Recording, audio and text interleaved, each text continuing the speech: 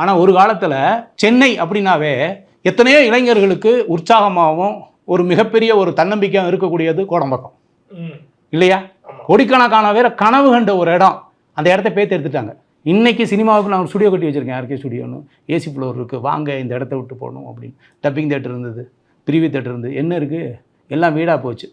வீட்டுக்குள்ளே போய் இப்போ டப்பிங் தேட்டர் உட்காந்துருக்கு. யார் டப் பண்ணாலும் பெட்ரூமில் உட்காந்து டப் பண்ணிகிட்டு இருக்கான், ஒரு மைக் வச்சு அழு அப்படின்னு சொல்லி பேசிகிட்டு இருக்கான். எவ்வளோ சுருக்கிட்டாங்க பாருங்கள். இருந்தாலும் எனக்கு சினிமாவில் நடிக்கணுங்கிறது ஆசை தான், செய்யணுங்கிறது ஆசை தான். ஆனால் சினிமாவை நாம் எதையாவது ஒரு சேவையாக நிலைநிறுத்தணுங்கிறது தான் ஸ்டுடியோ கட்டி வச்சுருக்கிறேன். நிச்சயமாக சினிமா பண்ணிகிட்டு இருக்கிறேன், ஷூட்டிங் முடிகிற நிலைமையில் இருக்குது, ரிலீஸ் ஆகும். ஸோ எனக்கு பிடிச்ச படம் வந்து எல்லா மகன்கள் படம் பிடிக்கும். எல்லாருக்கும் மெஜாரிட்டியாக பிடிச்ச படம் அது. அதான் யூனிக். நான் சொல்கிறது ஒன்று தான். சிவாஜி கணேசன் சார் எவ்வளோ படம் நடிச்சிருந்தாலும் எந்த படத்தை சொல்லுவீங்க? டக்குன்னா கர்ணனோ சொல்லலாம். ஆமாம், வீரவாண்டிய கட்டபொம்மன்னு சொல்லுவாங்க. ஏதாவது ஒரு படம் அதுதான் வந்து யூனிக்னஸ் கொண்டு போய் ஒரு இடத்துல வந்து ஃபிட் பண்ணிடும். அது மாதிரி எல்லா நடிகர்களுக்குமே ஒரு டேக்கப்னு ஒன்று இருக்குது.